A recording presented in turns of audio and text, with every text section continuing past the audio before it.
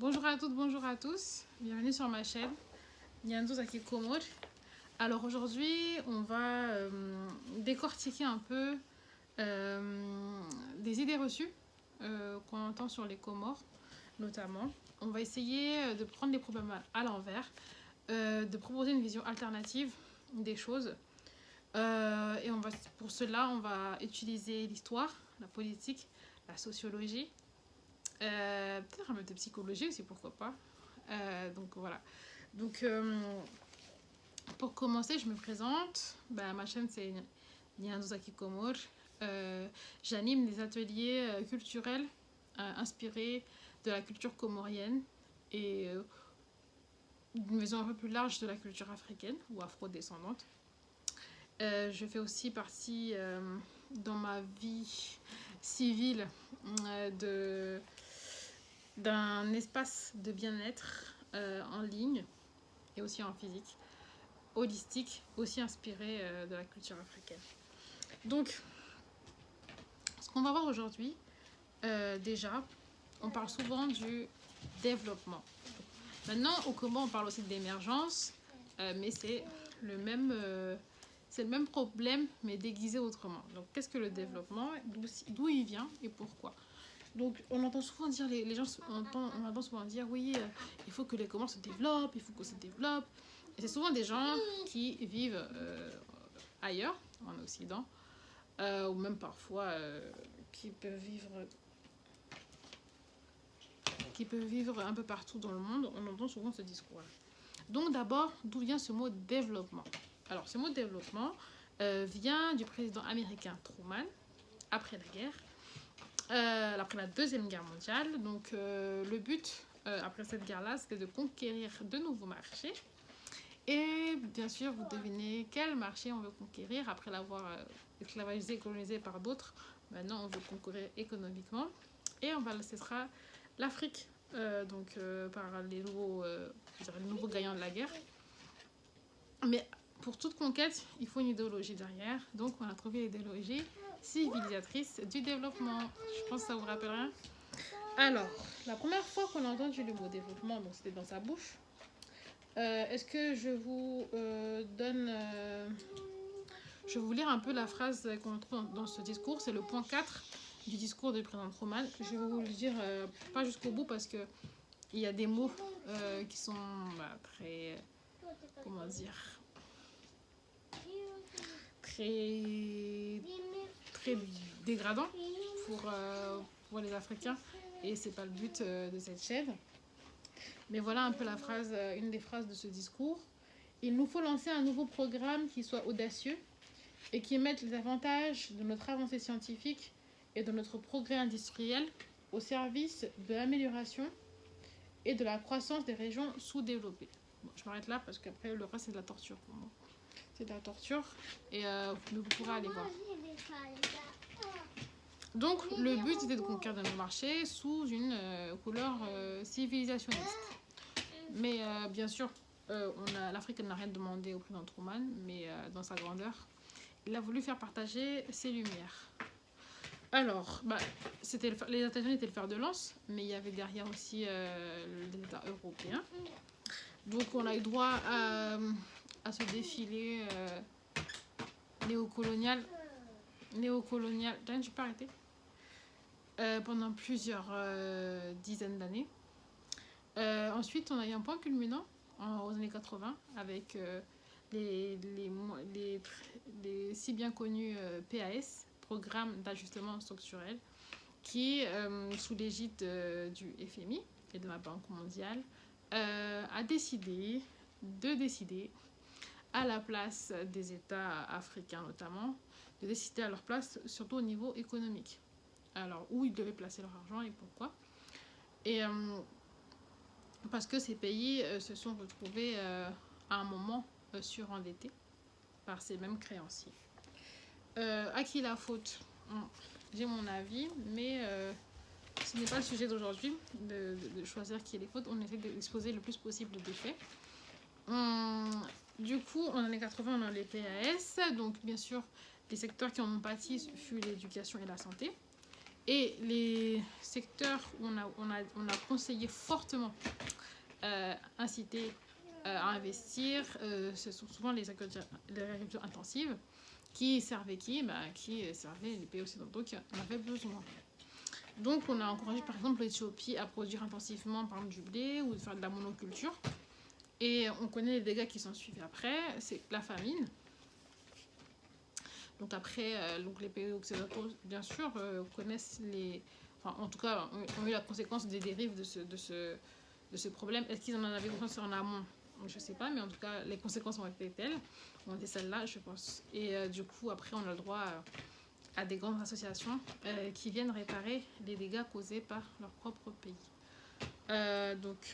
Voilà.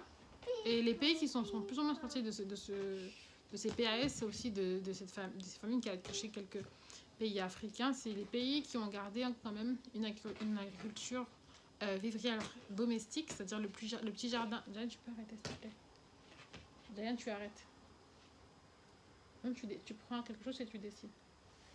Donc les pays qui ont pu s'en sortir de ces agricultures intensives non comestibles ou non comestibles directement, ce sont les pays qui ont pratiqué une agriculture, comme je disais, domestique, qui leur a permis de pouvoir vivre, de pouvoir se sustenter de leur jardin et ne pas être sujet au cours d'une matière première. Ensuite, ce qu'on entend souvent comme préjugé, il faut que les mentalités évoluent. Donc déjà, on va décortiquer d'où vient ce mot évoluer. Donc ce mot évoluer, l'évolutionnisme, c'est un courant, bien sûr, un courant raciste, il faut le dire, qui mettrait donc l'humanité d'un point A à un point B.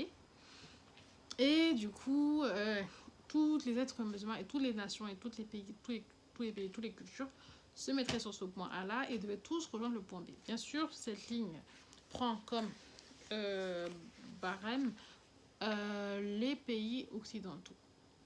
Donc, il faut savoir que cette vision est totalement fausse scientifiquement.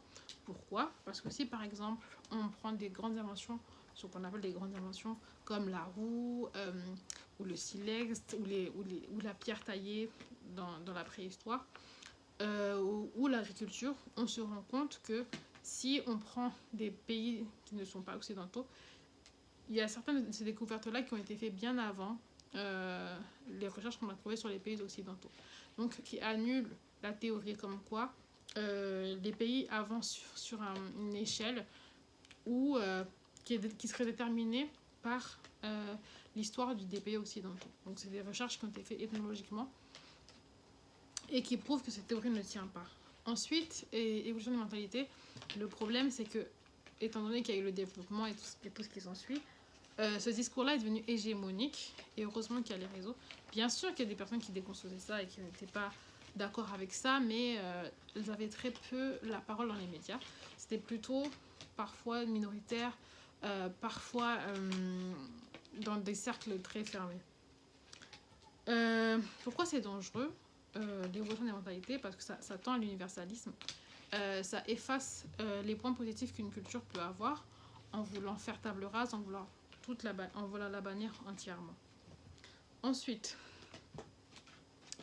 le problème aussi, c'est que les concepts viennent toujours des mêmes personnes, même si, bien sûr, qu'il y a des recherches qui sont produites par des Africains, etc. Mais les faire savoir, ce qu'on appelle les faire savoir, c'est les médias mainstream, où les grands médias sont souvent, détenus par les mêmes personnes, et aussi une sorte d'invasion aussi culturelle des concepts, j'entends bien des concepts, qui fait que la tangente est difficile à prendre. Mais il y a beaucoup de médias qui, maintenant, il y a une sorte de réveil africain qui se fait, qui est très beau à voir, qui propose aussi cette multiculturalité et cette légitimité aussi de la manière de vivre afro-descendante, qui est différente selon les pays, bien sûr.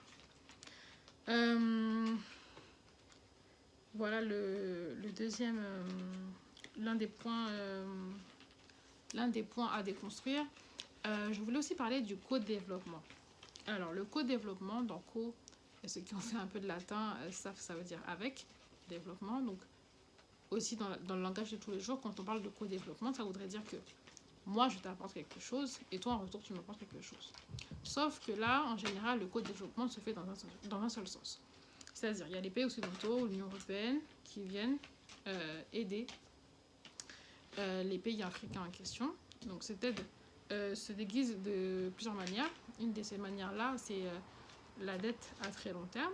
C'est-à-dire que je te prête de l'argent sur 10 ans, 20 ans, 30 ans, 40 ans pour faire un projet. Et dans cet argent-là, je recrute mes propres consultants et je les fais payer par cet argent-là. Il y a aussi un autre point, par exemple, les grandes puissances, des fois, font des contrats désavantageux pour le pays en question, notamment par exemple tout ce qui concerne l'occupation des mers, des territoires marins.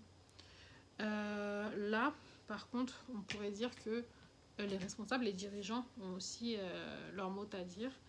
Je ne sais pas s'ils ont vraiment leur mot à dire, sachant que je pense qu'il y a eu beaucoup de personnes tuées pour l'exemple dans ce genre de transactions. Et c'est vrai qu'il y a aussi des choses à faire au niveau de la corruption, des choses à régler pour les petites miettes qui restent.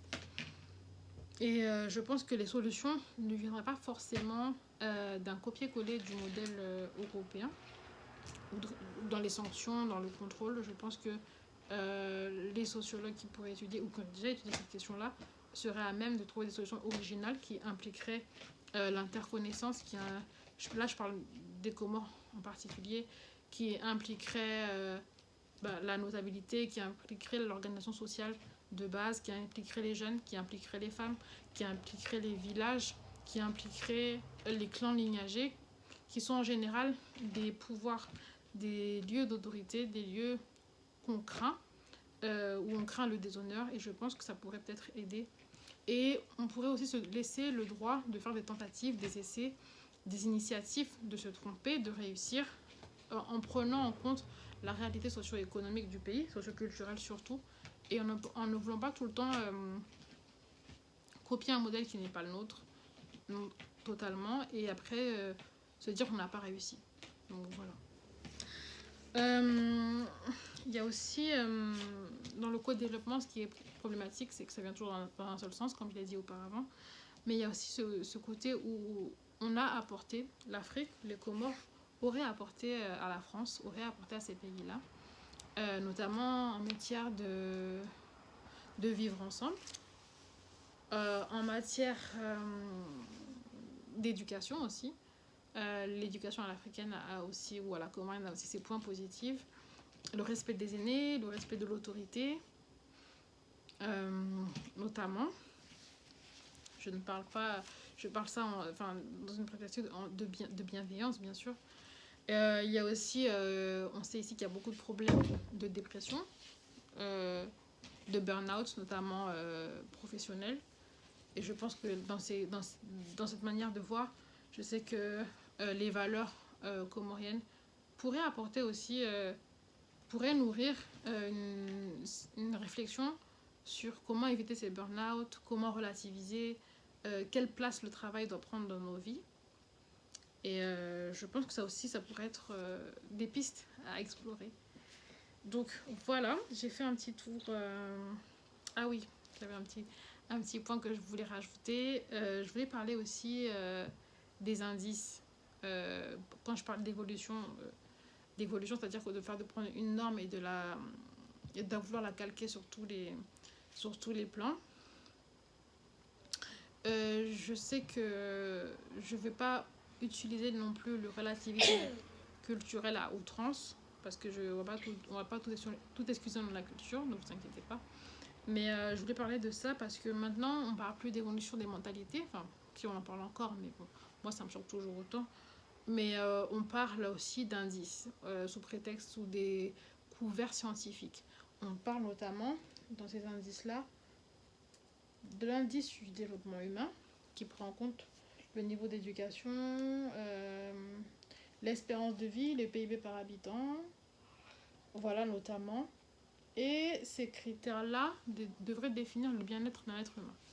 Donc je pense qu'en ce moment, vous vous rendez compte qu'il y a ce phénomène qu'on appelle, moi je disais, ceux qui rentrent chez eux, les returnees, qu'on appelle ça à l'américaine, ils sont se sont même approprié le terme. Enfin, peut-être que c'est un terme d'une personne qui a une culture américaine, où les gens rentrent aux Comores, rentrent en Afrique pour un mieux-être, pour un meilleur niveau de vie.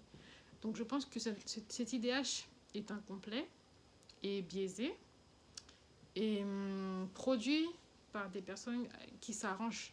Je ne dis pas qu'il n'y a pas de misère, je ne dis pas qu'il n'y a pas de problèmes, mais je pense qu'il y a d'autres critères qui pourraient entrer dans cet IDH et qui ne sont pas pris en compte.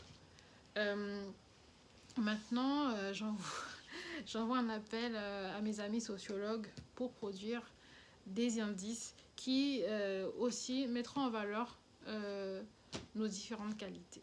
Donc voilà, j'espère vous avoir un peu éclairé sur ces préjugés-là.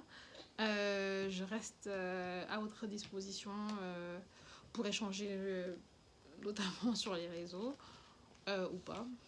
Et voilà, c'était juste des points pour éclaircir.